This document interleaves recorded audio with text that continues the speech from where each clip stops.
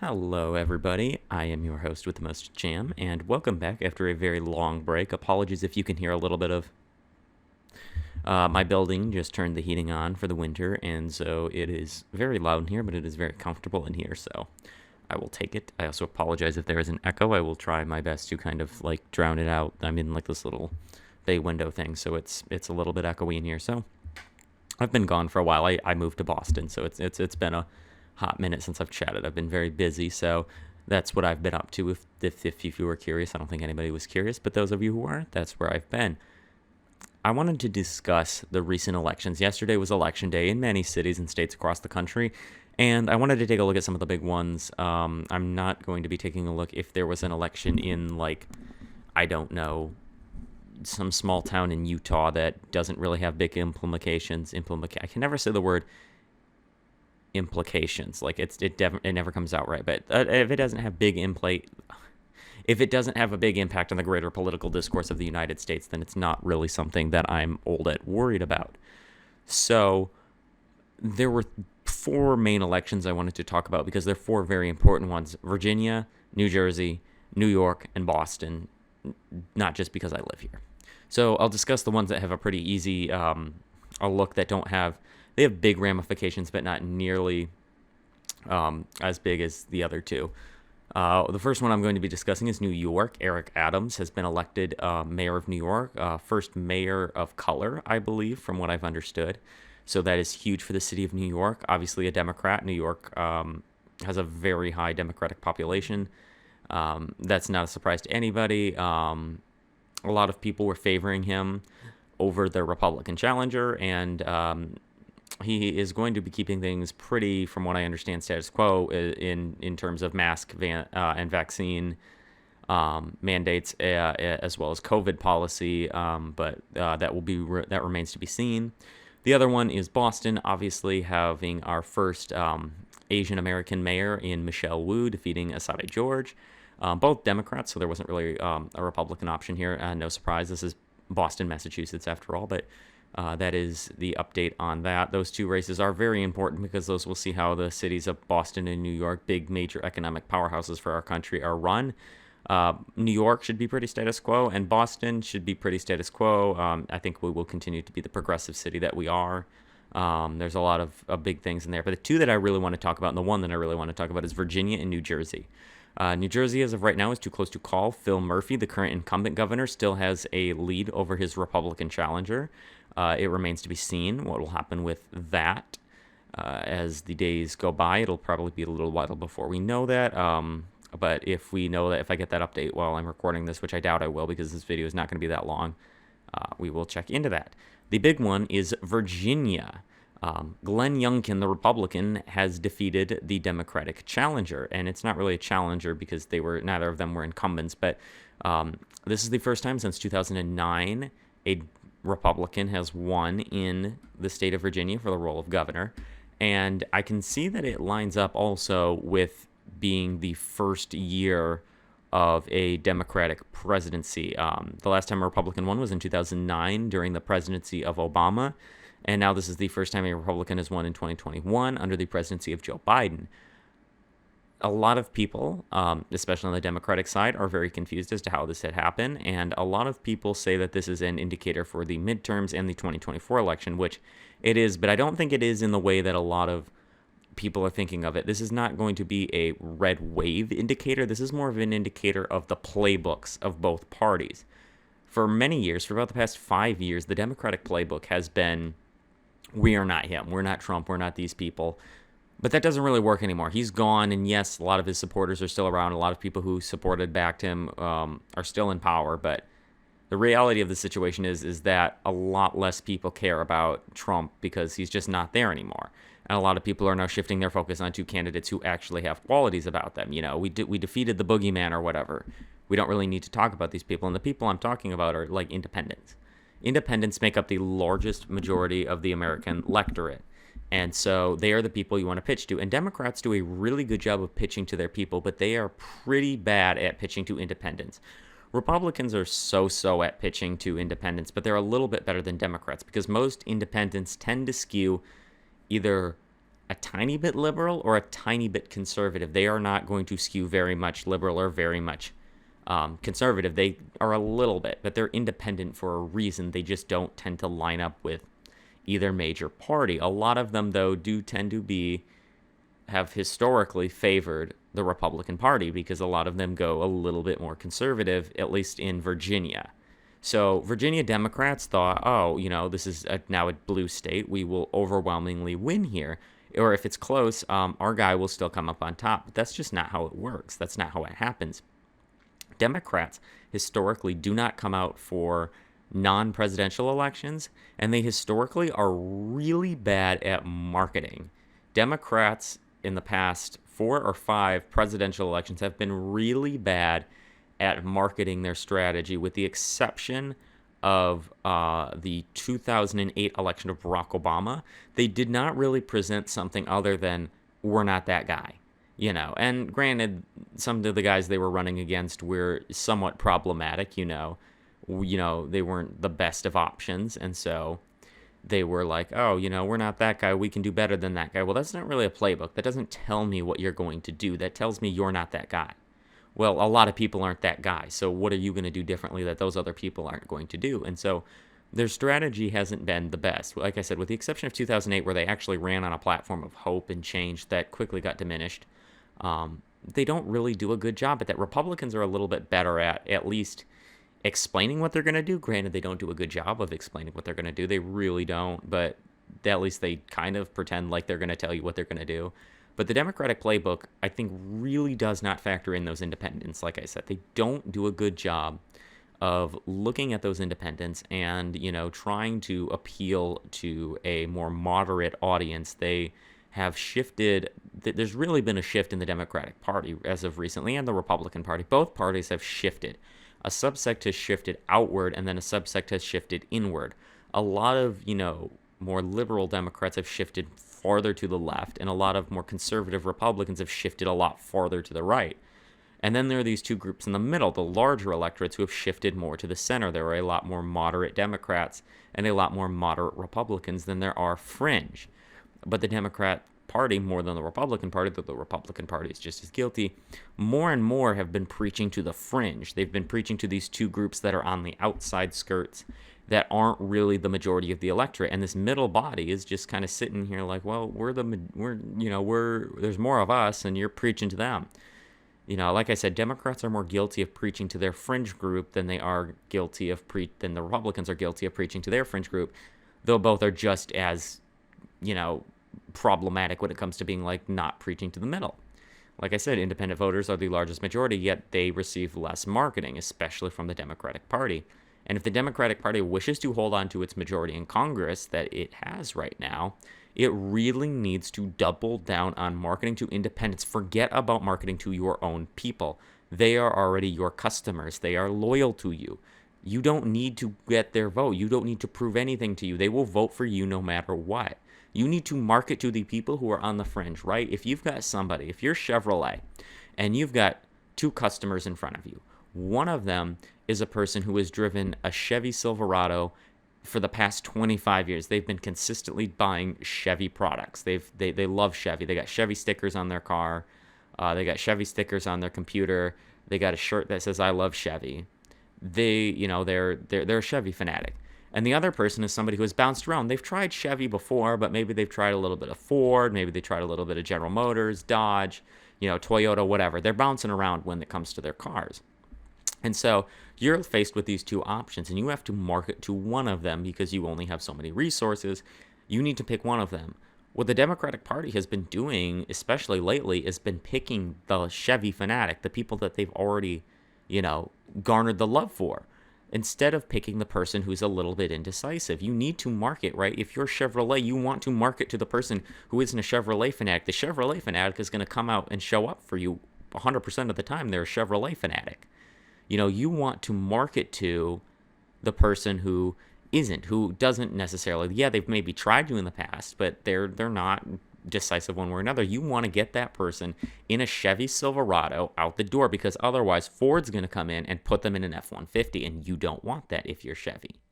So the best thing is to market to that undecided voter, that undecided population, not the person who is obviously a fanatic. Now, the Democratic Party also needs to get better at doubling down and marketing to their own supporters, but not in that way. Not in the way of you should vote for us, but you should vote. Democrats have gotten better since 2020 at actually turning out and actually showing up to these elections, but they aren't very good at turning out to elections that aren't presidential. For some reason, people who lean Democrat or lean blue have a really tough time coming out to these midterm elections or these, non-presidential year elections. Republicans aren't as, they aren't much better, but they do tend to turn out a little more, which is why it may look like there's a red wave when in actuality it is just low voter turnout. Why Democrats historically turn out in lower numbers is not really well known, but, the Democratic Party really needs to energize people to get out and vote more because they are the larger of the two parties.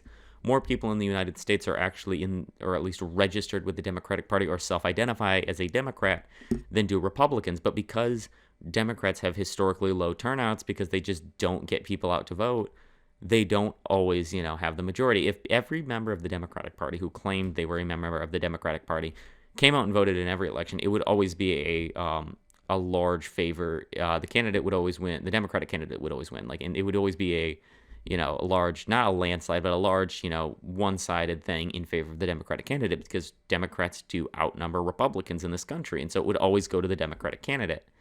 But because they don't really always get that. Now, it shouldn't always be a one-sided party thing. That would never be fair. But if the Democratic Party hopes to win and hopes to maintain their majority and their control, then they need to keep getting people out to vote. They need to get their constituents, those people that vote for them, out to vote because they just don't do a good job of that. But then also they need to prioritize marketing to independents, that not Chevy lover, that person who isn't, a diehard fanatic.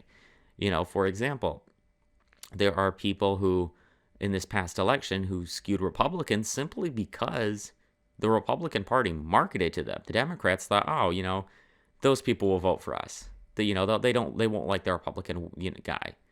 And the Republicans, all they had to do was send out a little leaflet and say, hey, we heard you, here's your issues. And, whether or not the Republican Party or the Republican candidate that was doing that actually was going to do anything, or if they were lying through their teeth, it doesn't matter. They at least they struck first. Whoever strikes first usually wins. Not always, but usually whoever gets there and puts the most effort into the marketing wins, right? There is a reason why Coca-Cola is so popular compared to Pepsi.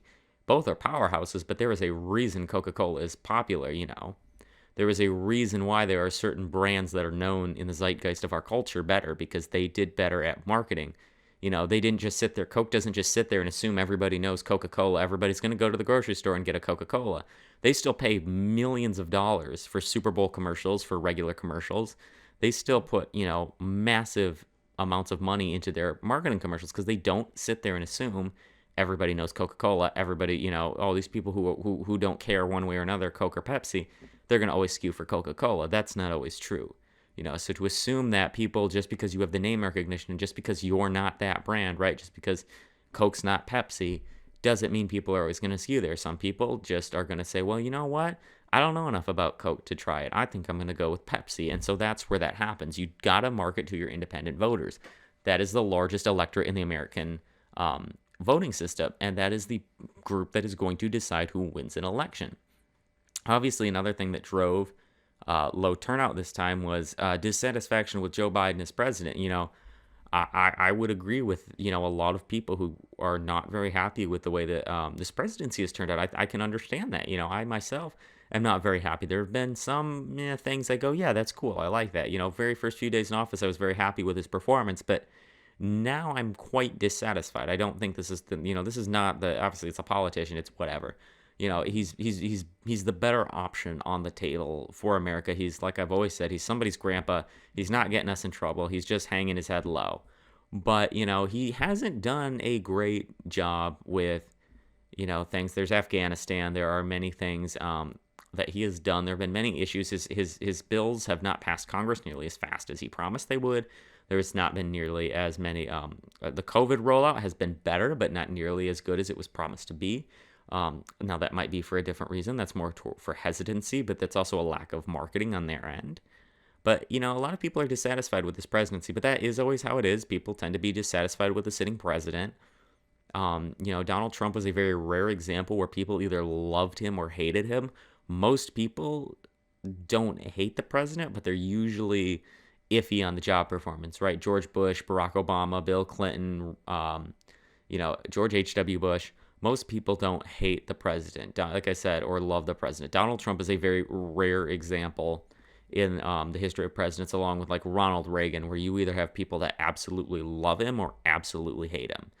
There was not a, oh, well, I'm indifferent. Most presidents, people are pretty in either, they're like iffy on. They're like, well, this guy's cool. I like this, but overall, I don't like what he's been doing. So I think a lot of Democrats, I think they got too comfortable with the era of Donald Trump, with the, making a boogeyman out of the other party and making a boogeyman out of their, main person. And they got too comfortable of running on this platform of we're not them. Well, like I said, that doesn't work anymore. They're gone. Are there still supporters and people who act like Donald Trump? Oh, yes, there are still problematic people in Congress who are on both sides, but there are still people who are supporting both, many former presidents, but mainly Donald Trump. A lot of his supporters, one that comes to mind is Marjorie Greene Taylor, who are still doing a lot of the rhetoric that Donald Trump did. But by and large, a lot of the people are your Mitch McConnells, your Nancy Pelosi's, your Chuck Schumer's, your Rand Paul's, your Mitt Romney's, your Lisa Murkowski's, your Liz Cheney's, your Cori Bush's. I guess Cori Bush is not the one I was thinking of. I was actually thinking of somebody else. But those people, the people who are kind of just in the middle, they've been there forever. Or Dianne Feinstein, that's who I was thinking of. Those people who have been there forever and they're just kind of in the middle. Joe Manchin is another good example. Those are by and large the people who are there. There aren't a lot of fringe boogeymen anymore. We kind of got rid of them. They're always going to be there, and there's always going to be that issue. But in reality, it's people are really like fringe about this, and they think that that the fringe is still there, and the fringe is still a little bit there. It's more local now. Like a lot of that fringe rhetoric is being used in local elections, a lot less national. And I think Democrats have not been able to shake this, this last 5 years of being looking up at the national stage and saying, yes, that's where the issue is. That's where we need to attack it. They need to do better at attacking local elections and going after those and saying, this is where we need to win seats. This is where we need to, go after things. And I'm just reading right now, Phil Murphy, the Democrat, has been reelected in New Jersey. So New Jersey will remain blue as of right now. So that is news here. Like I said, I didn't know if we were going to find out the results. I didn't think we were, but I guess we did. So that is big. That is important for New Jersey going forward. It is a surprise that it was closely contested, but not a surprise that a Democrat won. New Jersey is a relatively blue state. So it remains to be seen how the New Jersey House election, and I believe there's also a Senate election, the Virginia House election is also going on, and I can look into that really quickly while I am here. Let's take a look. I just want to look at the Virginia House election. It looks like 50 seats have gone to the Republican Party and 46 have gone to the Democrat. You need 55 for a majority, so it looks like it's going to be didn't mean to slam that. It looks like it's going to be a Republican majority in the House, the Virginia House, if things continue the way they are, because they need 5 seats. The Democrats would need to come back and take 9. And there are only a handful of seats left. So it looks like the Republicans will hold a majority in there, but they would have to come back from really far behind. So yeah, there are 4 seats left, and they need 9. So it looks like we're looking at a Republican majority in Virginia's House. But like I said, that comes a lot from the Democrats not marketing correctly.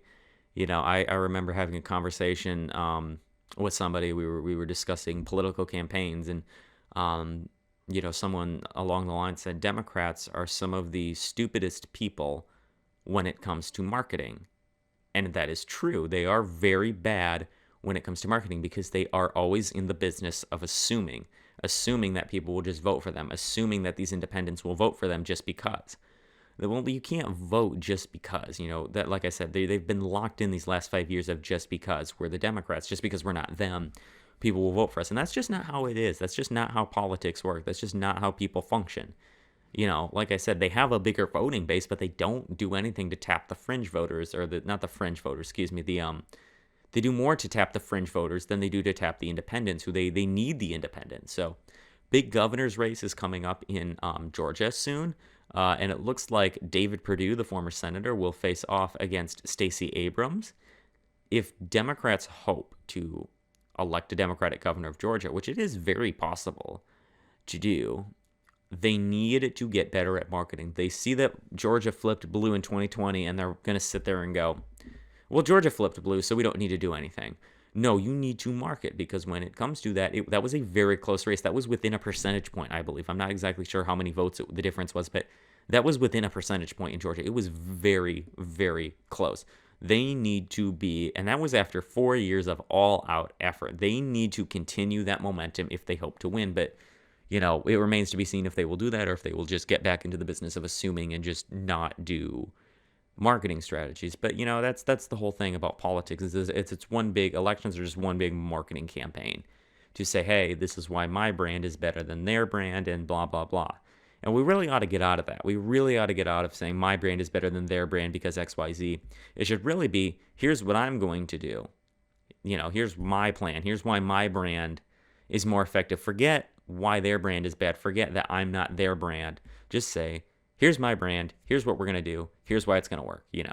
There are many candidates like that I would like to have seen. One of them is a United States Senate candidate, John James in Michigan, who has some great ideas, but he doesn't explain them very well. He's a Republican, and he lost to the incumbent Democrat, Gary Peters, who I've done, I know a bit about Gary Peters, and I like Gary Peters, and so I supported Gary Peters. But I would just as much support John James if I knew what he wanted to do. The man has never explained, he said what he's going to do, but he doesn't explain how he's going to do it. I consider myself to be what is, I may be lean Democrat in most states, but here in the state of Massachusetts, I'm what we like to call a Massachusetts Republican, socially liberal, fiscally conservative. I don't want to say, okay, let's do this. Okay, how are we going to pay for it? How are we going to do this? Michelle Wu, our new mayor, I supported her. I really like a lot of her ideas. I think she's got a lot of great ideas. But one of the things she wants to do is make our public transit here, the MBTA, free. Okay, great. How are you going to do that? Our system is already underfunded. How are you going to fund the T system and make it free? It would be great to make it free. It would be great to be able to see people who can't afford public transit or can't afford transit at all, who are being forced to walk around our city, finally be able to use the T. But also, how are you going to pay for that? That is a big bill to pay. How are you going to pay for that? So, I always like to say, great, I would love to do as much as we can socially to help people out.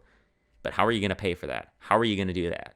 And a lot of politicians are in the... Oh, I hit my microphone. I apologize. A lot of politicians are in the business saying, I'm going to do this. I'm going to do that. Great. How are you going to pay for it? How are you going to do it? What's the plan? They never tell you a plan. And so that's the big issue that's been going in a lot of these, is that, a lot of people don't have plans. They have an idea, but they don't have a plan. So it remains to be seen how this is going to go. Obviously, the issue of abortion is a big one. Glenn Youngkin has indicated that he might be for, not a lot. It's a touchy subject because the Texas abortion case is looking like it is going to be going to a Supreme Court challenge, but not for the issue of abortion, but over the way the law is written. It remains to be seen how that's going to go. It remains to be seen how any of this is going to go. Like I said, it's a very complicated situation. There's a lot of nuance to it. I could make an entire segment on that, but I've talked long enough. I've done my trademark rambling long enough, so I'm going to leave this segment here. I'm going to I apologize for the lack of video. I should have put a notice at the beginning, but I really wanted to get into the subject while it was fresh in my mind. I don't have I do have a camera with me, but I can't sync the audio like I do back home at my main studio. But once I am back there in a couple weeks, I will be doing as many of these as I can to get them out. But for the meantime, I just thought I'd put this little video in. It is election season. I love to discuss elections. So thank you very much for watching. I will see you guys in the next one. Bye-bye. And the mouse froze, so I can't stop it. And here we go. Bye-bye.